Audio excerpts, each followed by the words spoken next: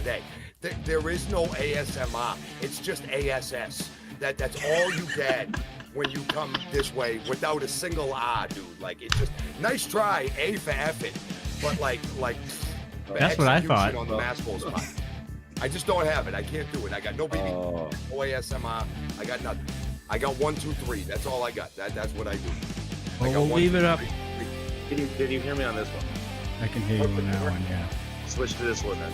All right, let's try this. All right, buddy, we're gonna do a quick switch. Yeah. It's a lot easier for Brad. That's a big go of it. I'm going to put my close up, Mr. Yaden.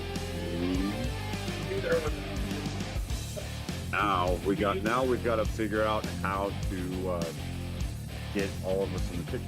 We'll just have to. The same ball as like the canister company, right? Well, and you know and you know like what the commentators call it, right? The ball arena. We call it the sack. Get the hell out of here! No, I swear to God, we call it the sack. I swear to God. All right, I'm done. That's it. Yeah. End the show, Johnny. Go raid somebody. We're good. I On aircraft last week. And I'm glad. I was gonna say I'm glad Coastal gave that lady his 2 inches worth. I mean 2 cents worth. I'm sorry. You got Marky bad. I love it. No, that lady, like, she wasn't even discreet about it. No, you can ask John. She like literally leaned over John's shoulder and looked at my phone. Thought that it was just completely over, but then when you think it's over, we get a show like that, and we realize that nothing is over, is it, boys? Nothing. Holy hell, what a show! Holy God, what a show! Hey, John, sorry, dude, we just haven't been able to shut up about this for like 10 minutes. You know, you've been here the whole time.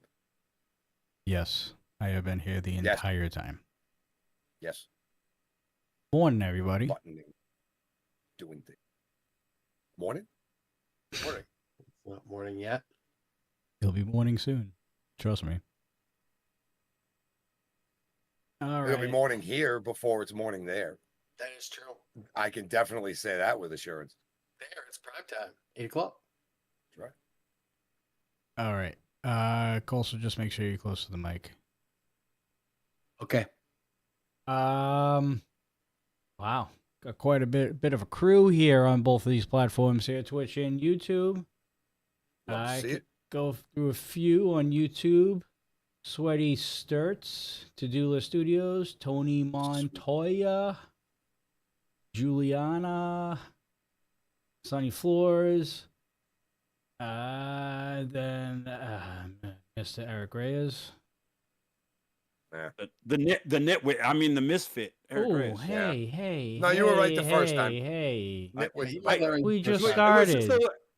It was just a slip of the tongue. We haven't even got to do the intros, Lucas. What the hell are you doing? Well, what? You said what? You said a cursed name. You said a cursed name around him. Oh my God! Just because we had him on the show doesn't mean that like it's absolved. And I just blurted out the first thing that came to mind. I meant to call him misfit, and nitwit came out. Since when do you not have a filter, Lucas? When we're talking about the law office, that's when. You're supposed to be a damn journalist, for God's sake. Well, you know what? I will say this: Slade has actually did a pretty damn good job tonight. She did a fantastic job. I was quite okay with the way she handled things, and so I felt very comfortable just in my role as color commentators. So I'm okay with it. No, she didn't take any garbage from anybody, not from Enrique, not from Stanley Logan. She didn't take any garbage tonight and got the answers. Like, she's been watching you and she learned. She's almost credentialed at this point. So, hey, she's not Lucas Bradwell, but she's doing a good job. I'd give her props when they're due, and they're due tonight. That's fair. Baby girl queen. We have Izzy O'Reilly over there on Twitch. We just saw her on this episode as well. What's up, Iz? Yep. And the Jack McCready we saw a few weeks ago on charge as well. So we got some wrestlers in the chats. We got some loyal fans in the chat. We actually got some new chatters as well. Appreciate all you guys tuning in. Welcome to another edition of the Dudes and Belts Recharge Post Show here on Twitch, YouTube, and Rumble. I am your host, Johnny Deathrop, and yes, we'll be talking everything and anything, episode 455 that you just saw moments ago. Before we get into everything, let's introduce the panel. Of course, on the top left, he is the one that lives way up there on the east coast of Maine, and I mean way up there and almost in the ocean, for God's sake. He is the one and only Coastal That's where Crusader. the lobster is. Yeah, that's where you're gonna get all the lobster. No, it was hot as a lobster pot at the quarry for this episode of Charge. This was crazy, boiling over. We got to see the walking, talking, evil horror movie villain himself, our champion, defend, and also he's chatting up some old friends. We got to talk about that too. That's interesting.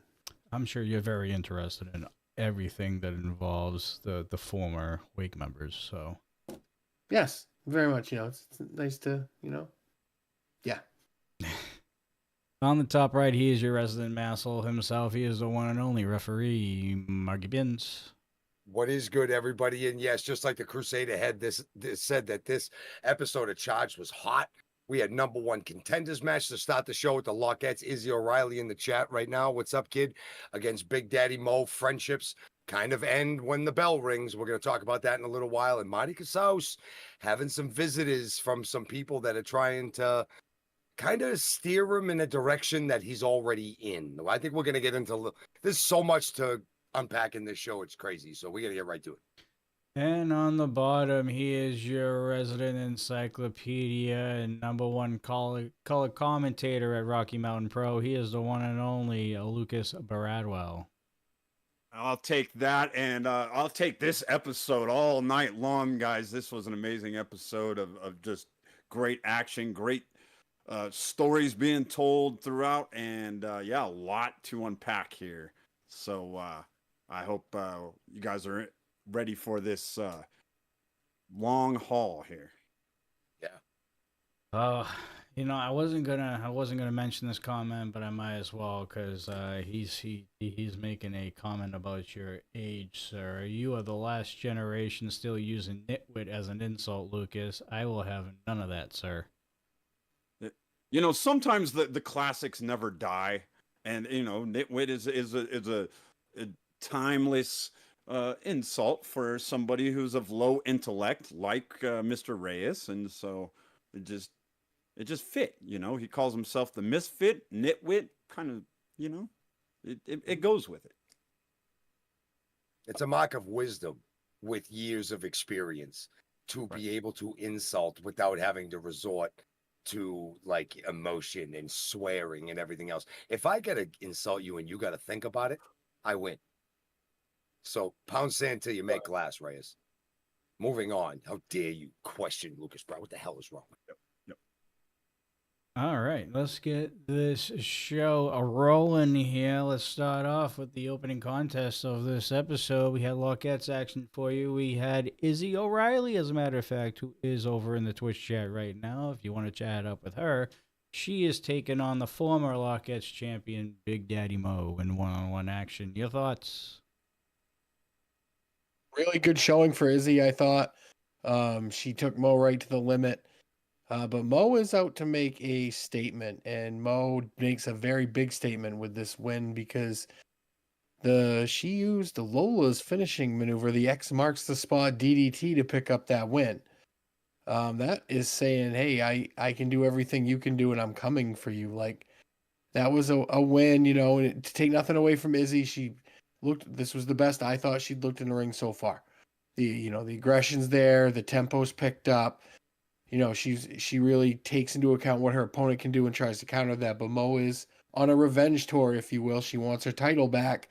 Marky, this is the version of Mo Lola's going to get. I don't even know if Preston can save Lola. No, he can't. He can't. That could be a handicap match against Mo. But Mo has this gear that she's just shifting in that I think is so natural on the inside that it's going to take Lola Preston and the rest of the law office to keep that Lockett's title over there where it is.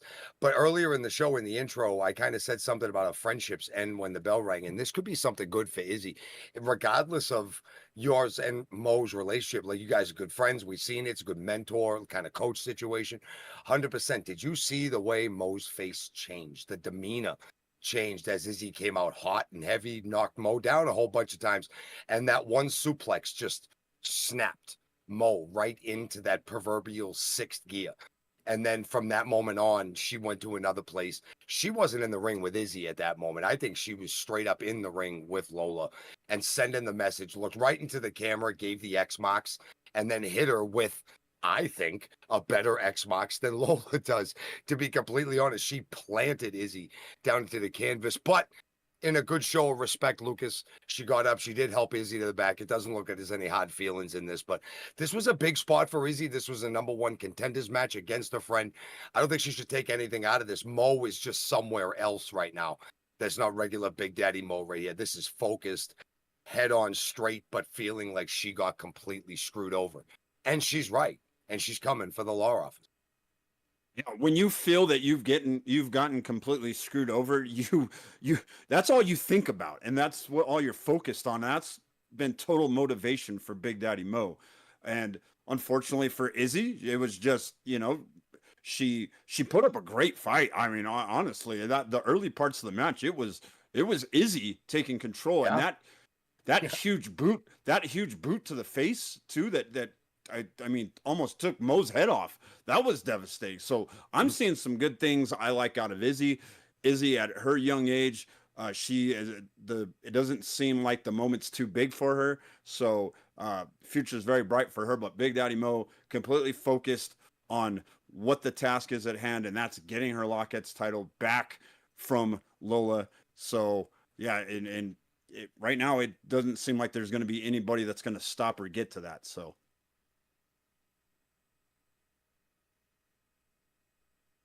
All right. Well, moving on here, we find out right after this match that we had Southside Sammy.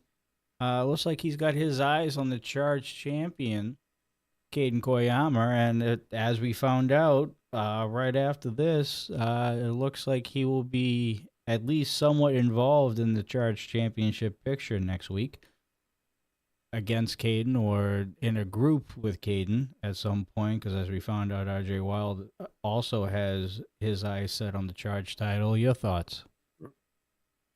I think it's good that there's so many contenders looking at the fighting champion that Caden Koyama has been, and he's beaten everybody. Everybody's come for a piece, and in the end, Koyama's found a way, and everybody's looking to be that guy now.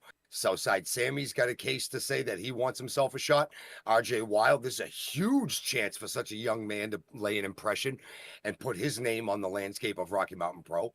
So I think it's a good thing. Coastal, it's only a good thing, I think, except if you're Caden Koyama, that is, where now, I mean, he knows the target's on his back, but like we said, been a fighting champion. All props to him. Yes, and he's been able to adapt to whoever he faces. We see, in the match tonight with Kevin Koa, he's able to take instead of just having a set game plan, he's finding ways to win. He's finding ways, little mistakes you'll make. He doesn't get frustrated, and that's what I want to get into with the match tonight is even when he's getting the crap kicked out of him, you never see him break. You never see him get frustrated because he's always there looking for those openings. And, the challenge is going to keep coming, and I can't. It's going to be great matches.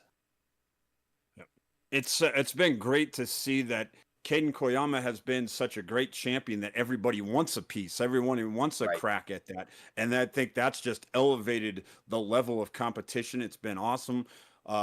And to your point, Coastal, Caden Koyama has been able to adapt to any situation. His ability to, change course in the middle of a match, adapt to whatever he needs to do, whatever he needs to overcome. That's been, to me, what stood out in this title reign so far. Yeah, well, speaking of the charged title, we do have, and actually, by the way, if before we get into this match, the Charge Championship match, if you do want to check out RJ Wild, just check this past episode of Ignition. He was heavily showcased during that show as well that aired this past Tuesday. So go check it out on the YouTube channel. It's still up there for you guys to view at your leisure. Kevin Koa versus Caden for the Charge Championship. And I think we can almost kind of bank that Caden Koyama is always going to have a chance to get an opening to use that roll-up. He's used it quite a bit recently, and I think he might have to make that an official finisher, or at least a permanent part in his repertoire, if you know what I mean. Your thoughts? I was going to actually bring that up at some point later in the thing, that this has become kind of a signature move, right? But not the fact that it's the roll-up, but I think it's to the points that we all just spoke of, that Caden has the ability with the experience and then the confidence of the championship around his waist too. Like, don't forget about that part where, your XP is one thing, but when you've been on top that long and you've seen yourself win and come up with, colorful solutions, should we say, to get yourself out of dodge at the end of the thing, you start believing in your abilities more and more. And I think that's where Caden's at. And this is what experience can do with success. Success too early, you don't know how to maintain it. That's kind of difficult. You see a guy hold on to a title later in his career like this, and you're watching why he can hang on to it. I think it's those last bits of experience, but he was also not going against some new guy either. He's going up against Kevin Koa, and this was a battle of experience in the center of the ring between both of these guys all night long. The chops were furious. Kevin Koa is throwing some of the Damon Ace level chops that we're used to hearing back and forth in this match. Power displays, just the power that Kevin Koa has, he has what I like to refer to as that Rocky Balboa power. It doesn't matter how far back he is in the match. Everybody's seen Rocky, or maybe just, I don't know, it's an Italian guy thing. I don't know. They're like my favorite movies ever. But Rocky was always getting destroyed, but then one or two punches and he was back in. Koa has that. And no matter when, how, you can never count him out.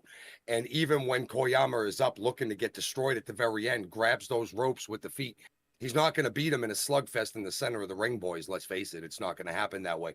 And that surprise roll up out of nowhere is almost like these guys he's almost waiting until people are at a confident point where they think it's wrapped up and over. And then Koyama just flips the script. And that's one of the things that's making him a fighting champion, an intelligent champion. He doesn't have to be necessarily violently intelligent. That's reserved for sickos and psychopaths that dream of other conquests, but you just have to be intelligent when the moment calls for it. And Coastal, I think that's what we've seen through the years out of JK Pop, Koyama, Casanova, and even in a singles role, Koyama's proven that it wasn't a fluke back in the day, that every week in and out, they just are that smart. He is that aware, and he'll always have that ability. In-ring IQ is just off the charts for Caden. Yes. Like, he understands where he is in the ring at all times, what's around him, the ropes. He's a move ahead of everybody else. They say he's playing chess, everyone else is playing checkers at this point. Because, number one, I always subscribe to, if it's not broke, don't fix it. So if he can get this roll up, even if it's a 2 count, it takes energy to kick out of those. If you're it's tiring. It's as much of a hold as it is a pin for Caden at this point. But that spinning heel kick that he does off the ropes, that thing is vicious when it hits you. I mean, just that is something that he's worked in. But what I like, Lucas, like I said before, is the adaptability. It doesn't matter the size, the toughness, the style the guy across from him is. Caden is adapting, taking some punishment, and figuring out ways to win. Yeah. And, Marky brought up the comparison of Rocky Balboa. Kevin Koa was the Ivan Drago in this match. Yes. He really was. And 100%. And thank you. Yes, I knew that would make it I appreciate that. Rocky IV is the best Rocky. Tingly inside, yeah. But this was a kind of a classic David versus Goliath type match at first. And you saw the dominance that Kevin Koa had at times. He was physically overwhelming Caden Koyama, but Caden Koyama adapted, like we talked about, was able to find some weaknesses and then with that roll up, he just knows when to attack, when to kind of sit back. He knows timing is everything with him as well. He is on the very top of his game right now. As far as someone who is completely comfortable with what he's doing in the ring, I don't think there's anybody doing it at a higher level than Caden Koyama right now. And we continue to see him become a Rocky Mountain Pro champion. Just it doesn't look like anyone's going to take that belt anytime soon. Many have tried at this point. Yes, many. It's been a few months. Mm-hmm. Several matches, several tough 10, defenses. at least 10, right? Yeah. It's been Lucas, you even commented on it during the show that it has been every single week for the last month or two that he has had a title defense. And hook, line, and sinker, he's come out with the W. We've even had Charge championship matches on Ignition. I mean, he's defending it on Ignition. He's defending on Charge. He's defending it on on our pay-per-views. He's doing it everywhere, and it seems like if there's a show going on, Caden Koyama is going to be defending that Charge championship. Well, you can't be Mr. Every Night if you're not there. Yeah, you have to be there. That's living up to the moniker. On you. Right. Those miles add up. Eric Reyes, Lola beats Mo 9 out of 10 times. Be serious for a moment. So they had like 10 matches, and I think she won what, 1 or 2. So that those ones were heavily handicapped or assisted. Heavily. That math isn't mathing, and that's why I called him the nitwit. Yeah. And Eric Reyes wants a shot at the title. You want a shot at the Luckheads title? Why? No, the Charge title. What are you talking about? Can you guys at least let Lola hold it before you guys start giving it away? Yeah. She hasn't even held it yet. Has she even touched Preston it? had it. I don't think so. Preston had it when she won it for like 3 hours. And then earlier tonight on the show, Reyes had it. Yeah. Yeah, no, she doesn't even get to hold her own damn title. I don't think so. And don't give me that. Oh, we're being gentlemen. Don't give me that. No. And she's given Preston 15%. 15? It used to be 10. Oh, they've definitely gone up because of inflation. Come on now. I got great jokes. I got so many jokes, but they're not for here. They're not for here. It'd only be in person. They're not for here. Those are the inside jokes. All right. Coastal, let's just kind of sit back and enjoy what your lovely mind has to think about the whole Damon Ace Johnny Casanova interaction. Once again, Damon getting under Johnny's skin. Apparently didn't wash his hands. Well, Damon washed his hands. If Damon said he washed his hands, I trust that he washed his hands. I mean, if you can get all the blood off that he has on his hands at this point, But yeah, he just came out. Johnny was eating, obviously a little frustrated. And I'm honestly, guys, at this point, I'm baffled. I do not understand what Damon is doing because he's not being aggressive enough to be like trying to prod Johnny into something, but he's being almost sincere enough. It concerns me to a point. Like, what is he really got going on? Like, he's playing a mental game with Johnny. Obviously, that much is clear. That I can understand, but who it's benefiting or what it's about, I honestly have no clue at this point. I don't know. Like, JK Pop very rarely tag together anymore, so he's not trying to drive a wedge between brother and him. But he's used that angle, and we obviously saw that, he didn't hold back against Johnny in that, the last time they fought. And I mean, guys, I'm baffled at this point. Damon has me baffled, Mark, on what he is trying to accomplish with Johnny. I can't help myself but thinking that he's just screwing with them. Like, you just got your buddy. There's that one guy that you just like to mess with because he's not a threat. You don't look at him maybe he is, but you don't look at him like that. He's just like, did you ever have a buddy growing up and your buddy had a younger brother and he was always like, oh, I want to play. I think that's what Damon's doing. I don't know if he is driving a wedge. Maybe he's he's doing something, and the problem with it is that most normal people like us can't bring ourselves to where Damon Ace's world makes sense to us because it just doesn't.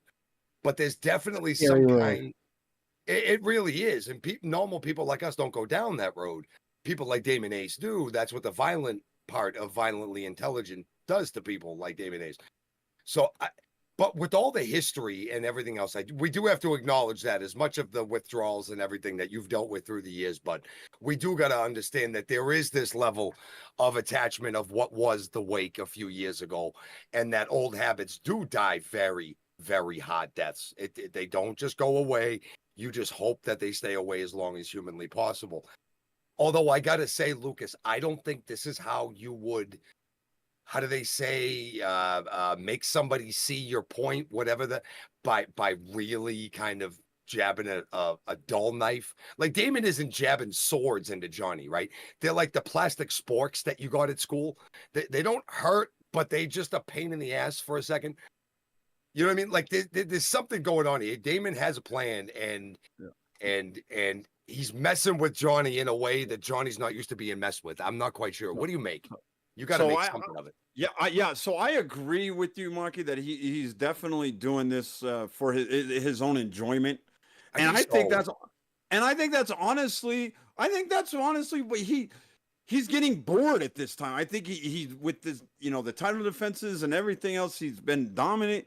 And I think in his sick mind, this is all fun and games to him. He loves seeing Johnny being tormented and him being, and he enjoys it. You could see that every time he comes around and makes Johnny uncomfortable, he gets this kind of grin on his face, so it's obviously something that, and maybe he does it.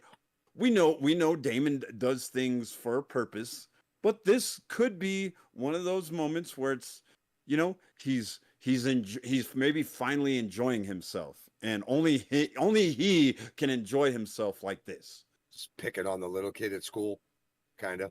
I think the only thing Damon does for enjoyment is punch people in the face. Like everything else has a purpose. I can't get by it. He has a reason he's doing this. Well, it's not just for enjoyment. What if he's playing a game with Johnny? What if he really, like, deep down kind of still likes him as a buddy and kind of thinks that he's getting the short? What if he almost is like pitying Johnny in a way that's kind of making Johnny do something to be like, all right, fine then? Because we heard him tonight. He said, well, yeah, you've been losing a lot of matches. Why don't you just do better?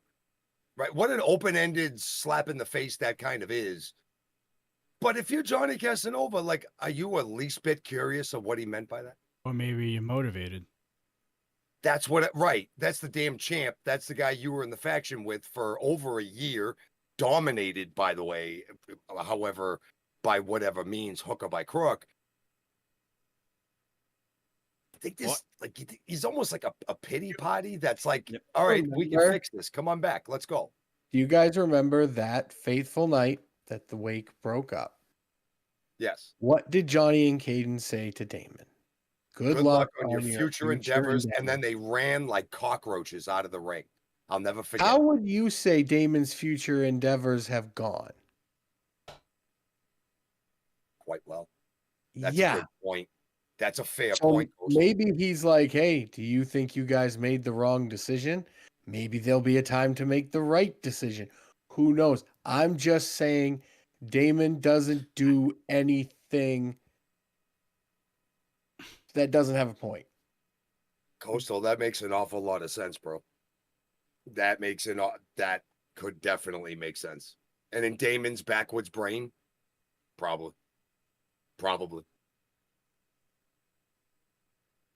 Anything to add, Lucas?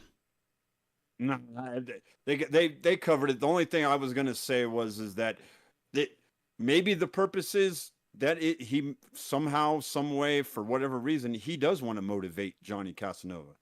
For what reason, I don't know. But right, maybe that could be the reason. Well, that's weird though. When does Damon do nice things? When Damon actually sees the competition's getting a lot tougher, as we saw tonight in the main event, that he might just need to have an ally or two at his side. And Johnny has proven that he is a great ally on the outside of the ring if he's on your team.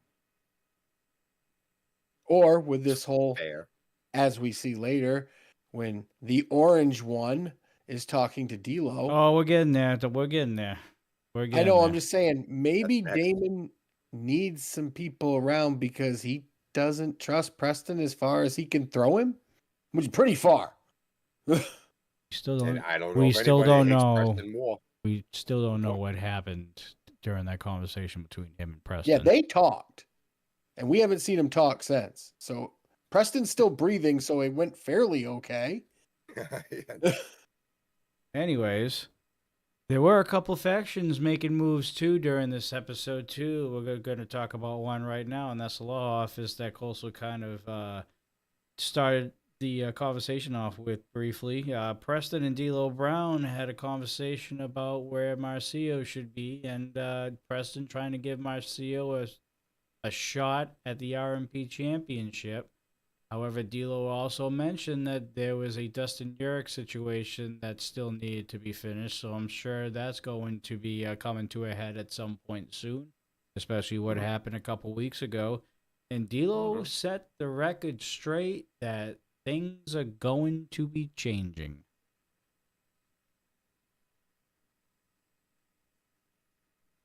He was staring the reason right in the face, too.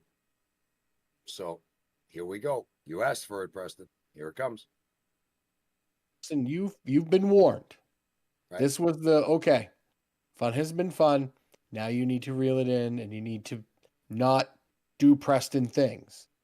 Like, not just warned, but warned by, like, the chief of police, the head, everybody, the law itself, the ink in the pen. He's the main culprit for almost all the crap that goes on, and then he tries to make himself that he's a victim of it, and then I'll help you write the down. D'Lo's not going to fall for it. D'Lo knows what Preston's up to. Preston, there's always an angle with Preston.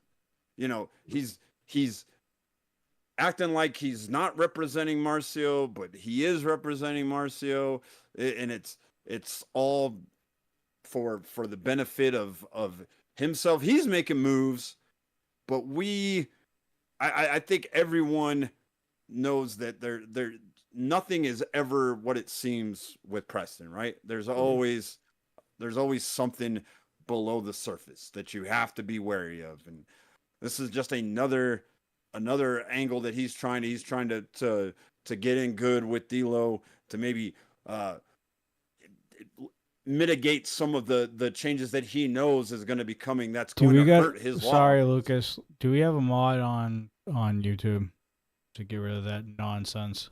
It's over there. Please and thank you. Yeah. Go ahead, Lucas. So yeah, he's trying to butter up D'Lo and knowing that these rule changes that are coming are going to hurt the law office more than anybody, because it's going to take away some of their ability to skirt the rules, and so he's trying to get ahead of it, and which is smart by him. He's trying every angle he can, but guys, all this is eventually going to catch up to Preston.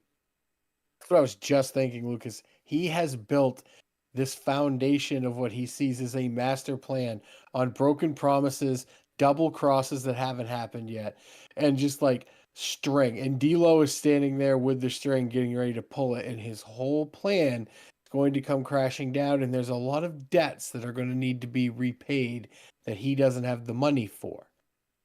He may have literally written checks that his butt cannot cash. And I think one of them was written directly to Marcio Santos. In this, I don't necessarily know if Marcio is interested in Preston's services or not, but I think Preston's mouth wrote a check that promised a Damon Ace deposit into the bank account, and Marcio took him at that word. And I don't think Marcio Santos, an angry Marcio Santos, is somebody anybody wants to have to deal with and go and look and say, yeah, that thing I promised you, it's never going to happen. That's not going to go very, very well. I think Preston is honestly like fighting for his life here, getting this title match against Damon Ace from Masio Santos. I don't know if it's going to come back and help him or not, but he put himself way out there for this one.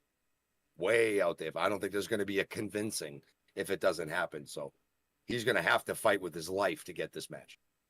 Masio is the people you don't want to owe things to. Money, favors, anything that you can't pay up, you don't want to owe to gentlemen that look and act like Marcio Santos. All right. The other faction that's currently making an attempt to make moves over here is the Tortured Souls, believe it or not. Wicked. After an unfortunate situation in the Charge Championship match, we had a absolute banger of a match between Anaya and Maya the Moth. A lot of history between these two, going way, way back in the NRW days. And they meet today in 2025, and Anaya coming out with a surprising victory here, in my opinion, especially the way that Maya the Moth has been rolling along. Well, a little highly assisted by the Tortured Souls at the end here, but we'll get to that in a second. But yeah, you're not kidding, dude. Like, they used to say, where's the beef? And the beef is right here. You got Anaya and you got Marty going at it. Years of XP. But I don't know how, Lucas, but you were there. You see, how the hell did Anaya forget that Marty's head is literally a brick wall?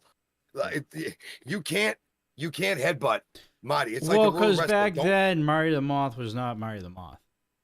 I mean, I guess, but man, his head couldn't have been not as hot as it. Well, then again, you never know. Years and years, I guess. But it's definitely like Marty's got shields up, like they say in Star Trek, man, because that headbutt didn't work. Neither did the second one. So Marty decided to use his head as a weapon. I love when guys give a headbutt and they use their own hair to pull themselves back. I don't think Marty was trying to be entertaining. I just think he went, this'll hurt more. Yeah. that's why I'm going to do it. But back and forth. Outstanding. Anaya has to pull the hair to get an advantage, and we get back and forth. So there was a move that Anaya used. It was almost like if you completely inverted a GTS into like a back neck. It was just sickening to anybody's vertebra from like the middle of your back up. Neither of the guys are hesitating against. You got people flying off a top rope. There's all kinds of good stuff going on in this match until the lights go out. And we don't know what's going on. Jason Bravo pops up with the lighter from the Weapons of Mass Destruction match. And then here we go again. Marty's distracted. We see the roll up. We see Anaya get the win. Anaya's walking out tall. But now Marty's a mess in the middle of the ring, guys. Did you see it at the end? Like, and it's going to lead into when they find him backstage, Coastal. I'll let you go into that part. But now all the thoughts of the Moth come back, because we had Marty in a little bit of the Moth. I saw some of the Moth when he was using his own head as the headbutts and stuff. But then we had regular Marty in the match. But then at the end of it, when he saw the lighter, like his whole face and demeanor changed. He gets the loss, and that's not the biggest deal to him.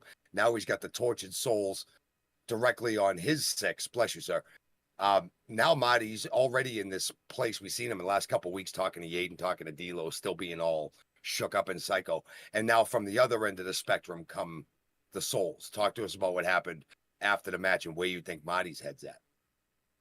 I'm kind of worried about where Marty's head's at, because let's face it, you see the Tortured Souls and they kind of act like you as the Moth, and kind of they're like, Jason Bravo can talk a good game. Let's face it. He can convince people. He convinced Kevin Koa to not kill him, number one, and to also help him do things. Like Montvito is another one. He came from, he came from being with the Dawn there, and that didn't work out. But hey, he welcomes all. It's Jason Bravo's island of misfit toys at this point. And Marty, in his current mental state, very well fits in there. And let's face it, if that voice talks to the other Marty voice and says, hey, it's homie here, maybe we should at least, can I hang out here? And who knows what that'll unleash if you get one Marty over there and they didn't cooperate with the other Marty that's in his head. Like, I think if, going back to a couple weeks ago, if Yaden and Marty are supposed to be on the same page, Jason Bravo and them are bad news, Jaden. You need to go get your friend away from them at this point. If that is the thing, you guys are still trying to team up there. Well, here's the problem. Jason Bravo has actually known Marty Casals, and they have been they have more of a history than even Mercury Yaden and Casals do. They go back. I mean, they're both used to roam Utah. Yeah. Yeah, they use and they teamed up with one another for quite a while. If you guys remember Milestone 3, Bravo and Martin Casals, they were a tag team. They went up. They were right from the rewind. Yeah. That's right. Yeah, and they've been a team before. There's a lot of history between. Bravo knows Marty Casals probably as well as anyone. This actually makes sense for the Tortured Souls. This would be quite a coup for the Tortured Souls. And right now they're getting Marty at maybe a vulnerable time, right? He's conflicted with there's still the moth is still flying around in there somewhere. And what are moths attracted to? Like a moth to a flame. Maybe he's attracted to the Tortured Souls, and that would be a good fit for both parties. It'd be a good fit for Marty Casals, and it'd be a great addition for the Tortured Souls. Imagine how dominant they would be. I mean, you look at Kevin Koa and Montvito and Marty Casals and being led by Jason Bravo. That would be game changing. That's scary. Landscape changing. It really is. That's a wake level situation. All right. Quick break here. Let's go over some comments. I actually did, and I forgot to do it at the opening, and so I'm going to do it now before I forget. Right before we went live, we did have a first-time chatter, and I think everybody, including talent that's currently in chat, should hear this. Cam Murray, 1811. 3 a.m. in Scotland here. This is keeping me awake. Yo. That's awesome. Thanks for being here, man. So you guys Thank you from across the pond. So you in guys, the wee hours of the morning. So you got guys across the pond staying up at 3 a.m. watching you guys perform. You should be extremely happy about that. That's across awesome. The pond, cross the mountains, cross the plains, into the other mountains. Thank you. Thank you very much. And I heard they got great beer down there. Wicked. And potatoes. That's Ireland. That's Ireland. It's close. Those are my people. It's close. The Scotch, mostly like whiskeys. It's close. Yeah. We're getting drunk either way. We're having a good time. Yes, we are. Absolutely. Yep. And apparently, Eric Reyes thinks that the Lockheed's title looks very good on him. So. Yeah. A girl's Lola, the one that won it. Well, won it. Looks great on you, Eric. Sure. Yeah. You like wearing women's accessories, don't you? Guys, it's the only one he's ever gonna get. I got jokes, man. You're actually behaving yourself. I'm actually pretty surprised. Maturity and wisdom. It only took you almost 5 years. I just had a birthday. I'm trying to grow up. I'm trying to find ways to do better. At the young age of 43. 44. 44. I'm sorry. See, I'm a year. I tried. No, it's all right. I'm okay. I tried. wear the salt and pepper with pride. That's at this point. Oh, see, Lucas, I knew this was going to happen. You shouldn't have said anything female related. I bet they're starting that crap again. I respect women. Hey, hold up. I respect women as competitors. Lucas, don't get me started. Yeah. Well, you started this whole thing, so. Oh boy. With me. He started this weeks ago, so I'm, I don't forget. I'm like a damn elephant. I don't forget. Well, if he supports women as competitors so much, he would agree that orange people should stay out of their matches. Yeah, that's fair. Yeah, orange. And let the best competitor of the law office do what she does best. And I'm talking about Lola. Let her carry the damn title. She's the most accomplished star in the law office. 100%. So, yeah.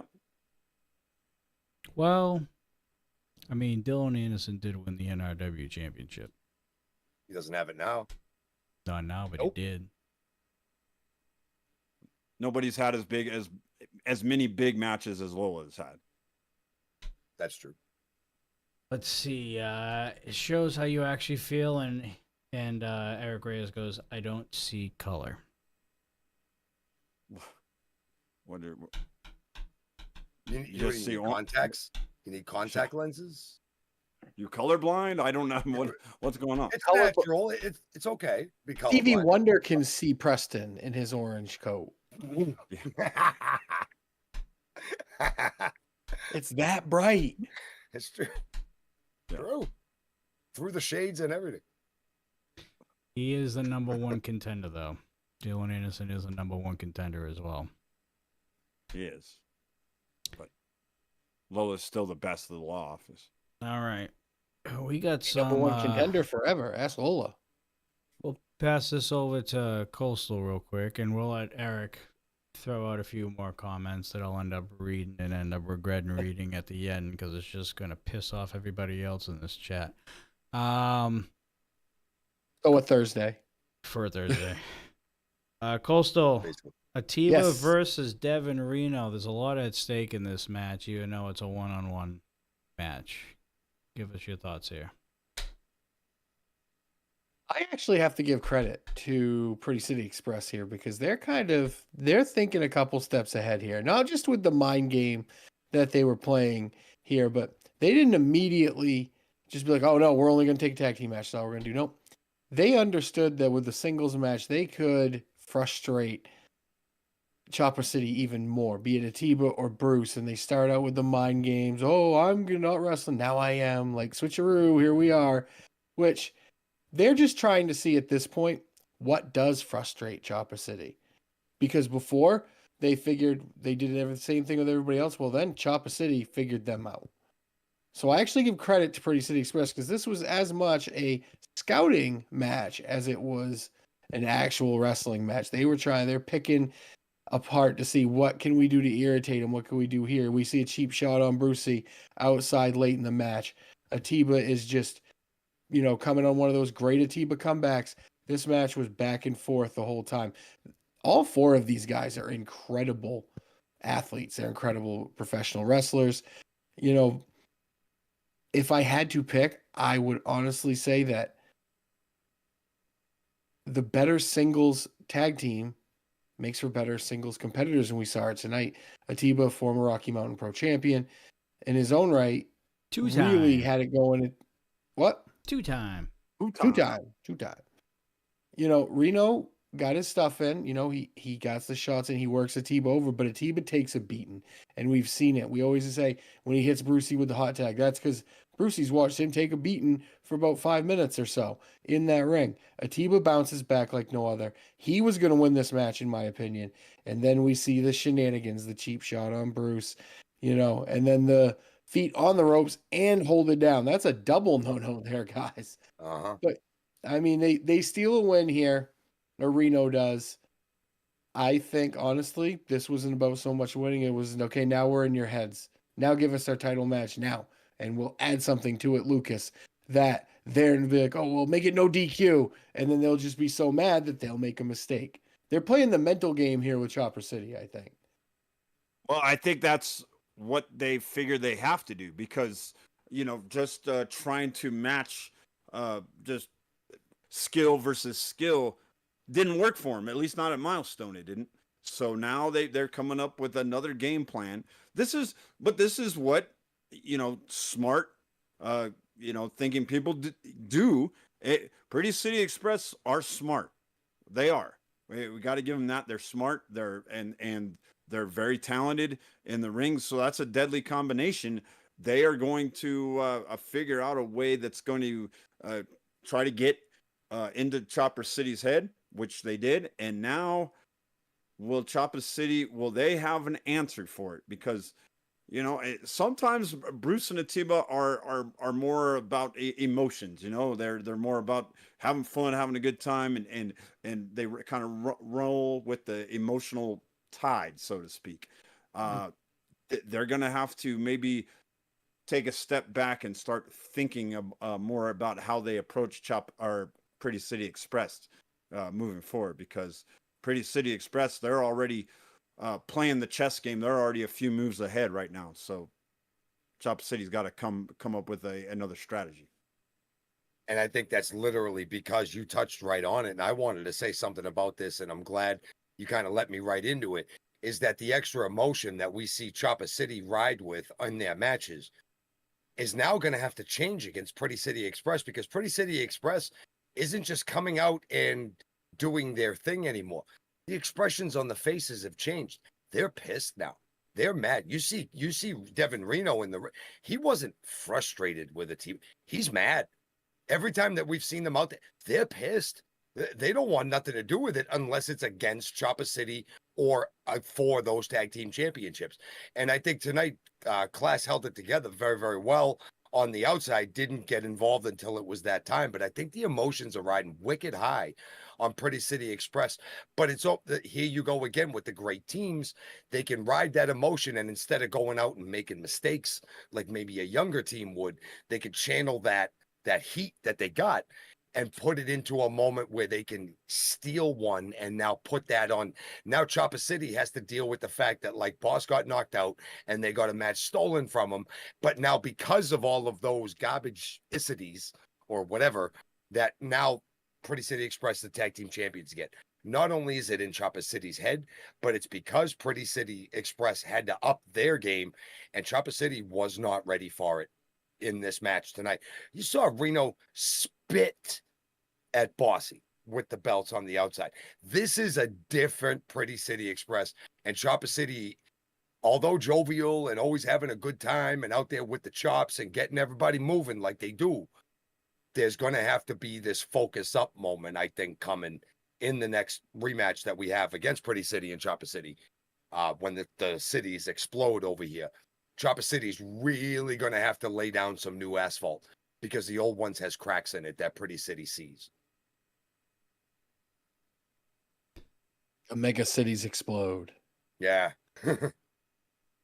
All right. What do we have over here in the comments?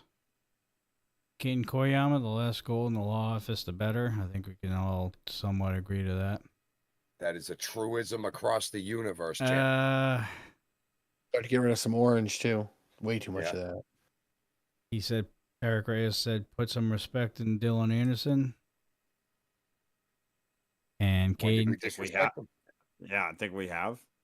And Kane Koyama goes, let Reyes talk, boys. We all need a good laugh every once in a while. This is true.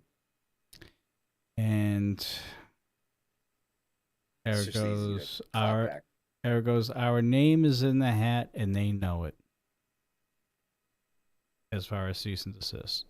Honestly, cease and desist, I don't think Pretty City Express knows you exist at this point. There is only one team that exists, and that's Chopper City.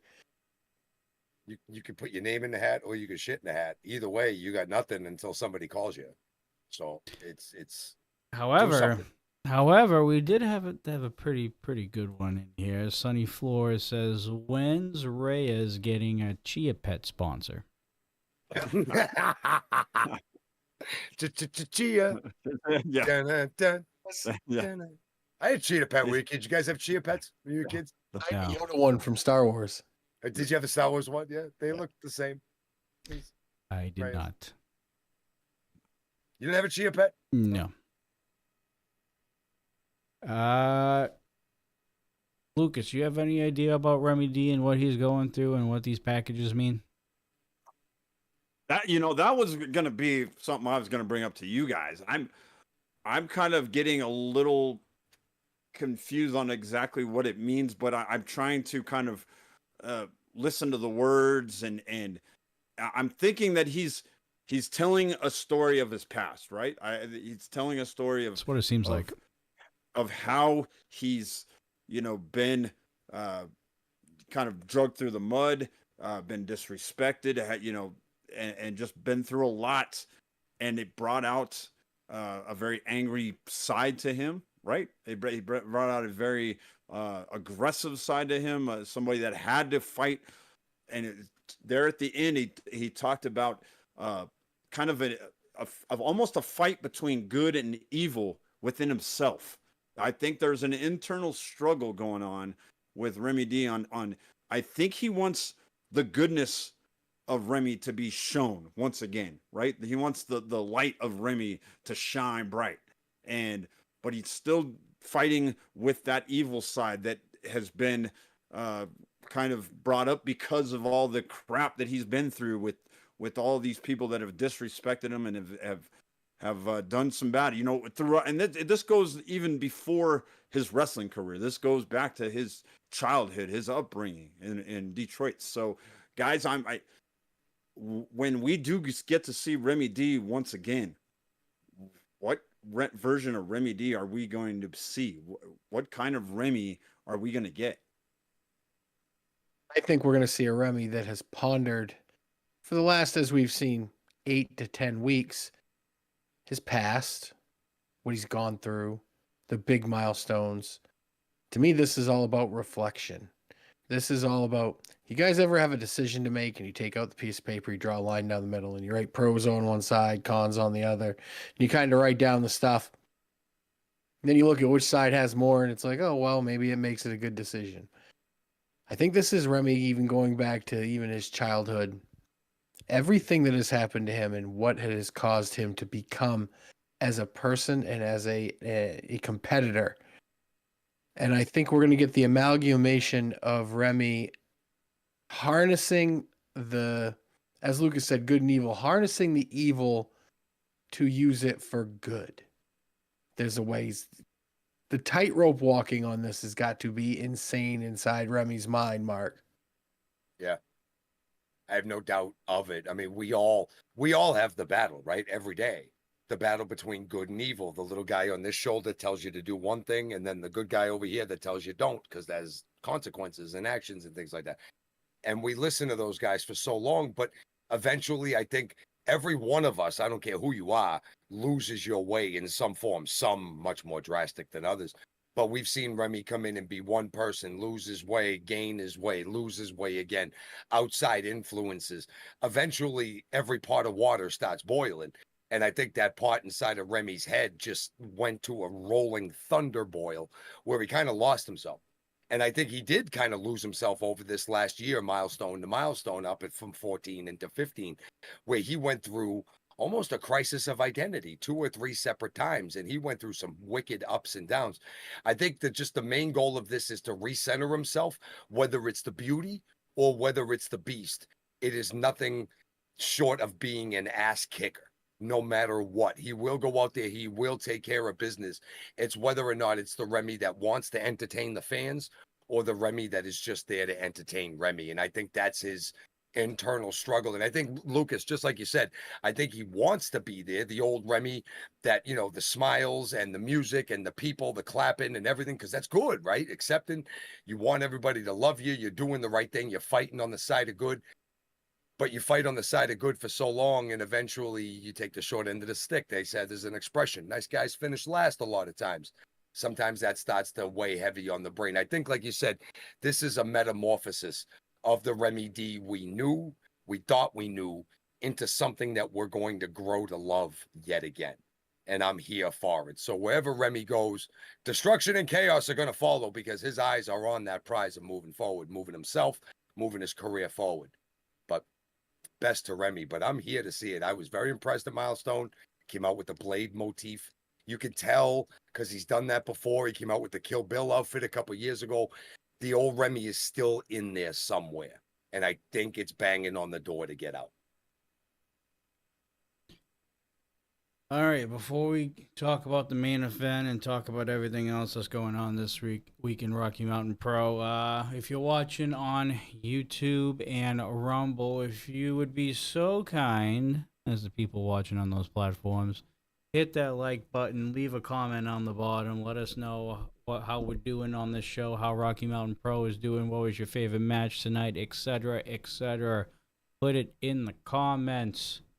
The more you like, the more you comment, the more this show and Charge and all other Rocky Mountain Pro content gets pushed out on those platforms. So please do us the honor and hit those buttons, man.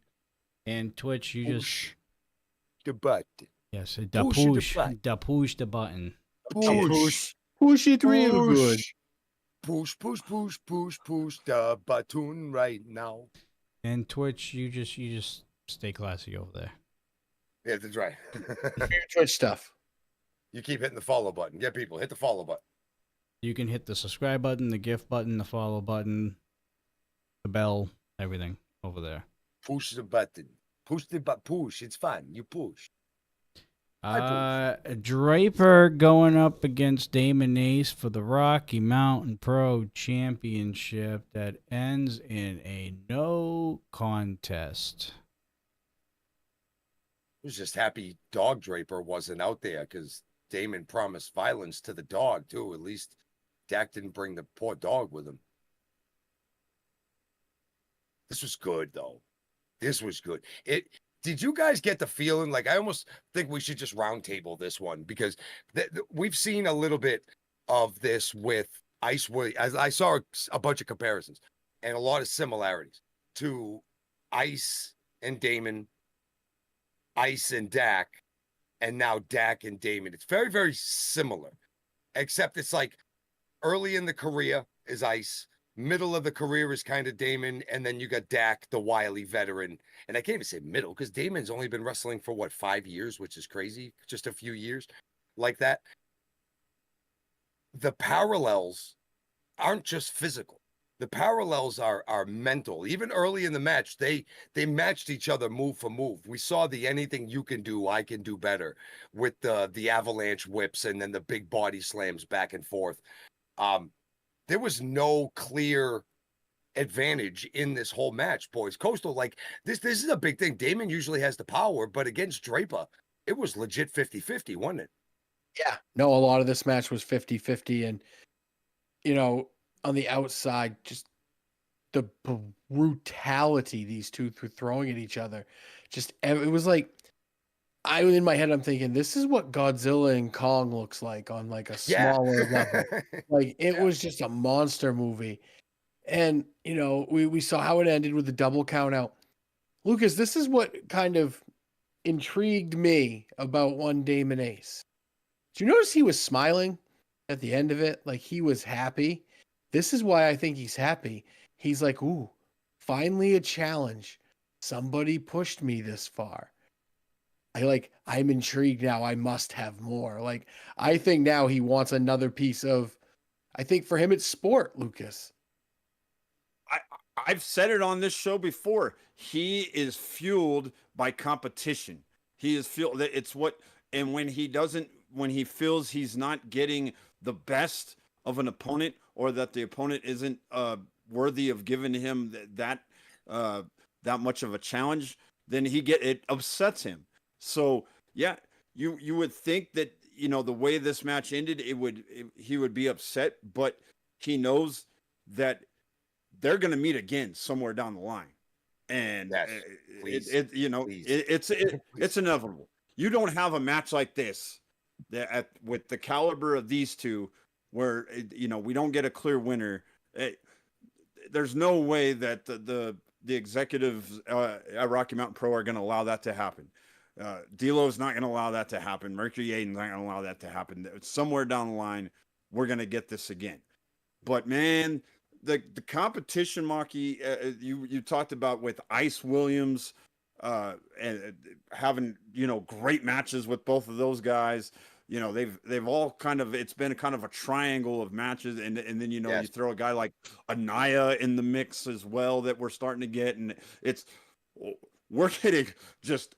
I said it at the beginning. We're getting like dream matches, lately, and we're getting them on more frequency. This is nothing but good for everyone involved. It's great for Damon because he gets the competition that he wants. I think in a way Draper is also fueled by kind of the same stuff, and everybody involved in Rocky Mountain Pro, from the fans to the locker room, this is nothing but great for everyone. I completely agree. All these title matches, all these matches, Ace and Draper, all of them have been outstanding. And the Rocky Mountain Pro Championship has been featured almost every single time. And this is nothing but good for the company and the guy carrying it and the guy fighting him for it, whether it's number one contender or not. The competition at the top has been huge. We had said before, just a couple months ago, that Damon had just had matches with everybody who was left. And then here comes Draper. Here comes Ice. Here comes some of these fellas. Here comes Anaya on the way back. And Dustin Urich is still lurking in the background somewhere. So there is all kinds. Now Damon's messing with Johnny Casanova. What the hell is going on? So there's all kinds of new and exciting avenues to go down here. And I think this right here, Damon and Draper, is for right now the story that I want to see.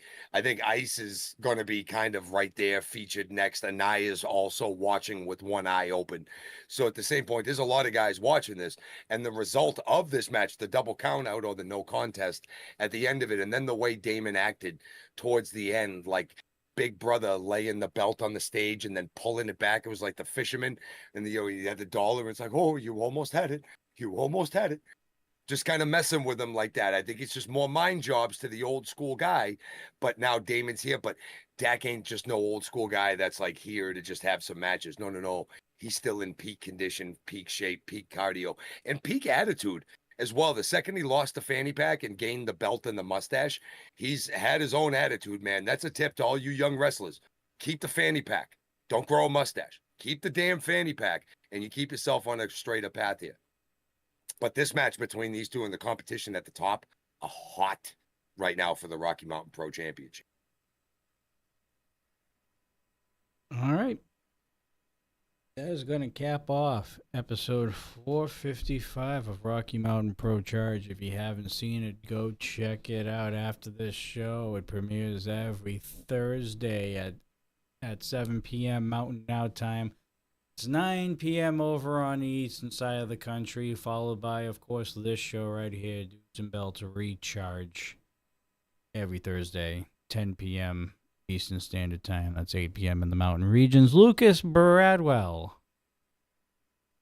What do we have coming up this week for Rocky Mountain Pro and the Bruises and Bruise Tour, or Bruise and Bruises, whatever you want to call it? It's one or the other. The second one. The second one. Gotcha. Yeah. Bruise and Bruise. Yeah, well, we got a whole new venue tomorrow night, guys. We are going to be at the Stanley Marketplace. It's for full swing. It's a full swing SmackDown is what's going to happen. We're going to be at an indoor golf venue. First time being there.